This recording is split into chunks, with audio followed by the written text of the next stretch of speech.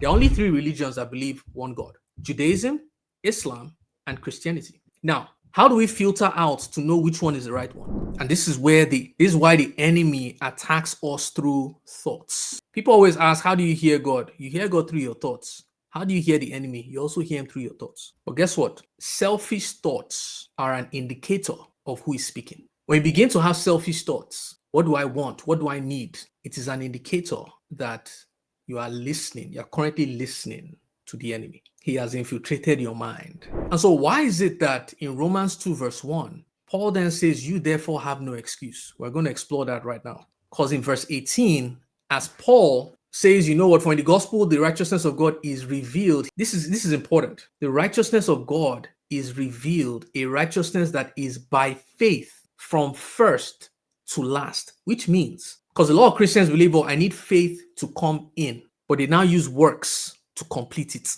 Paul is saying here that this righteousness from beginning to end, when you become a Christian, when you are saved, you need faith. To continue being saved, you also still need faith. There's nothing you are doing that will make you righteous. It is only through faith that your righteousness is approved. And so when he makes this statement, he then goes on in verse 18 to reveal a righteousness that is outside of the gospel. I'm telling you, Romans is one of the most technical books I've ever read. Like, I'm like, what is he trying to say here? I had to read it, the whole thing, multiple times just to understand. Verse 18, he then begins to reveal a righteousness that is outside of the gospel. He says, and you're going to see why I say that, because he says, it starts off verse 18 with the wrath of God is being revealed from heaven. The wrath of God.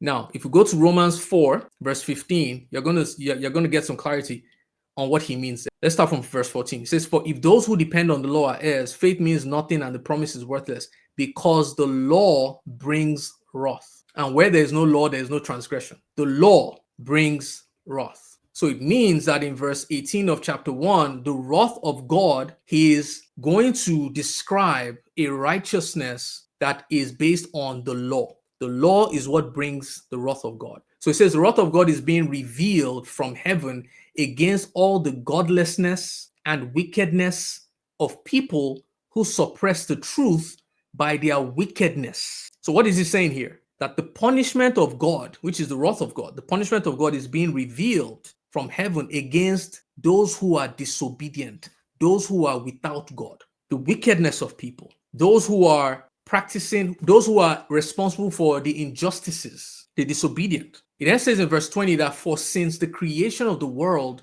God's invisible qualities, his eternal power and divine nature have been clearly seen, being understood from what has been made, so that people are without excuse. My goodness. I remember the first time I read this, I'm like, nobody's going to have an excuse. God has made himself so visible. There are a lot of people that say, I don't hear from God. God has made himself so visible that nobody will have an excuse. If you look at anything, if you just look at nature and you pick one thing to focus on and figure out where is this thing coming from, you will meet God at the end. He says, since the creation of the world, God's invisible qualities. If you literally just ask yourself, like, how did I eat today? Where did the food I ate, where did it come from? If you simply just ask that question and follow that rabbit down the rabbit hole, you'll find God. This table that I'm on, if you simply just ask the question, where did this table come from? And you follow it all the way down, you'll find God. Because you suddenly realize that this table came from a seed. It came from a tree, which came from a seed. And through the refining and the processing of everything, it created this table. If you go all the way down, your phone, where did it come from? God is saying, I'm everywhere. Even the food you're eating, like it took a farmer sowing something, waiting for the harvest. If you look at the skies and everything, you see the arrangement of how birds fly. Do you realize that the planes that we get on, they took their technology from watching birds fly and how they land? Go and watch how birds do it. We've stolen all these things, or let's say we borrowed all these things from God, but we've redirected the glory to man. Think about that. The bird takes off the same way our aeroplanes take off. We see millipedes. Where did we get the idea for trains? Everything is in nature. Everything has been borrowed from God. If you literally watch anything, it says from his eternal power and divine nature. When you see the order in creation, that is why that was the inspiration, or that was why I got the inspiration for how I can prove that Jesus is the only way to God without using the Bible. Because the Bible has already said in Romans 1:20 that God has invisible qualities. When I look at the order in creation, everything is operating based on one dictionary, from one definition. I gave the example in the video I did. There was a viral video that went that happened like a year ago or 2 years ago, where there was a guy at work and his boss told him, I want this report by EOD. To the boss, EOD meant end of day. To this guy, he thought EOD meant end of December. And all of a sudden, there was a clash in expectation. Wherever there are two definitions for something, there's going to be disagreement, there's going to be conflict. Now, when we look at the order in creation, every single thing that has been created is operating based on one definition. If not, it cannot be organized. How is it? Like, think about that. So when you hear that there can only be one way to God, that makes more sense than saying that there can be multiple ways to God, because multiple gods have multiple definitions. Salvation means different things to every religion and to every God. Judgment or eternal life means some people believe you come back into the world. Some people believe that you go to heaven. Everybody's believing different things. There cannot be multiple gods, because multiple definitions cannot create the order that we are witnessing in the world. That is why I believe there can only be one way. Now, by the time we come to that conclusion that there can only be one way and there can only be one God, how many religions believe in one God? Because by this definition, most of the religions that are out there are out of it. Because a lot of people believe multiple whatever, they're out of it. There are only three religions that believe one God: Judaism, Islam, and Christianity. Now, how do we filter out to know which one is the right one? We need to now look at the character of the messenger. If everybody did what this person who brought this message did, which one would align more with what we can see in creation? Logic, this is pure logic. I'm not quoting the Bible, nothing, no verses. Now, we've heard about what Jesus did. He died for people. If everybody sacrificed for each other, what would happen? There will be order. There will be collaboration. Collaboration is what makes the world go round, because things are submitting to one another. Things are sacrificing for one another. There are other people, other messengers that believe that if someone doesn't believe what you believe, you kill them. If everybody did that, what would that produce? Even when you think of Moses, Moses came to represent the law. That's Judaism. It's based on the law. It was tit for tat. So this verse really spoke to me a few years ago. For since the creation of the world, nobody's going to have an excuse, because Paul actually addresses this. Because a lot of questions come, oh, what about people who live in some remote area in the Amazon forest who never got to hear about Jesus? Paul answers that question. But verse 21 says, for although they knew God, so nobody can say they didn't know God. Verse 21 is saying, for although they knew God, they neither glorified him as God, nor gave thanks to him. What does this mean? And this is where you have to go into the root words here. For although they knew God, that knew means although they were aware of him, they could perceive him. It says they never glorified him. That glorify there means to render, to honor, to magnify. Which is why I was saying, if you see anything in the world and you simply zoomed into it, you'll get to know him. So it means that these people, even though they could perceive that something was happening, that something was there, they never zoomed in. They never magnified him, nor gave thanks to him. If you literally could zoom in, you begin to give him thanks. You'll be grateful. So it means that the godless chose to ignore his vastness. And they turned, see, God is everywhere. And what makes people godless is that even though God is everywhere and they can focus on a billion things, they ignore that, but decide to focus on themselves. Even though there are a lot of things in the room that I'm in right now, there are a lot of things that are pointing to God right now. There's a light in front of me right now. Where did the light come from? There's a camera. Where did that come from? There's a computer. There are a bunch of things that I could magnify on. And if I go deep enough, I would see God in it. But rather than do that, imagine if I just focused on myself. I just put a mirror in front of me and I'm just looking at myself.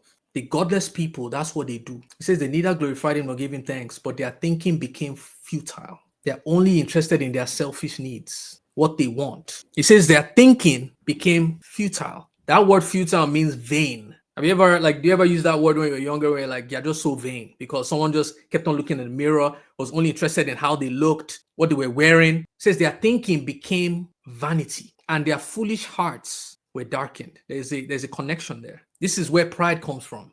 You take the attention off the vastness of God and you place all the attention on yourself. Their thinking became futile and their foolish hearts were darkened. And this is why the enemy attacks us through thoughts. People always ask, how do you hear God? You hear God through your thoughts. How do you hear the enemy? You also hear him through your thoughts. But guess what? Selfish thoughts are an indicator of who is speaking. When you begin to have selfish thoughts, what do I want? What do I need? It is an indicator that you are listening. You are currently listening to the enemy. He has infiltrated your mind. When you're only focusing on meeting your needs, when God has created you to meet the needs of millions of people, God puts you on here as the cure to a problem. You are the answer to someone's prayer. Someone was praying and God said, I need to answer that prayer. Let me send this person. And you came as a baby. Jesus, they were praying for salvation. Jesus was the answer to a prayer. This is why, as Christians, we shouldn't be supporting abortion. I'm just going to say it as plain as I can. There are people who have been praying for the solution, the cure to cancer. Is it possible that God has answered that prayer through someone, through a baby, and we keep on terminating answers to prayers? We see them as, they say they're just zygotes, they're not alive. What? I remember what settled this thing for me. There was an illustration that someone gave, and it said, if your parent was in a coma and the doctor told you that your parent, if you just keep him here in 9 months, they will come back to life. Would you pull the plug or would you wait 9 months? That's a baby right there. If you literally kept the baby in your womb for 9 months, it will become a baby. Even for those who say, oh, it's not a baby yet. If you waited 9 months, it would become a baby.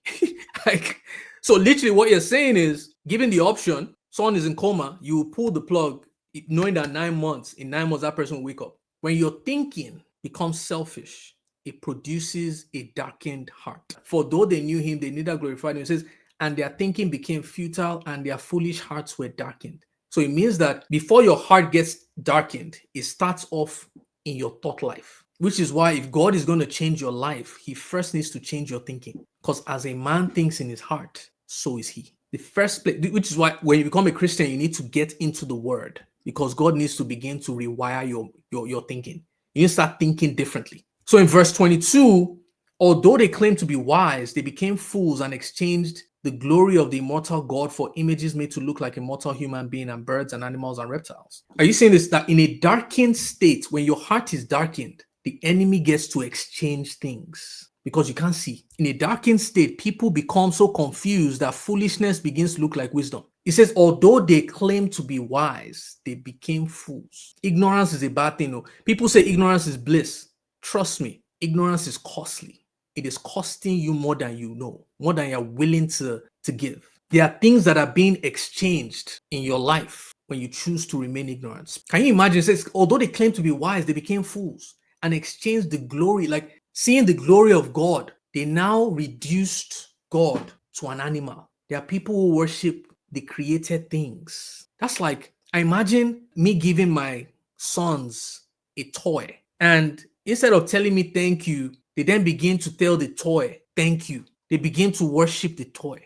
And I'm like, am I not the one that got this? That's how a lot of people are acting right now. They create idols out of created things instead of worshiping the creator.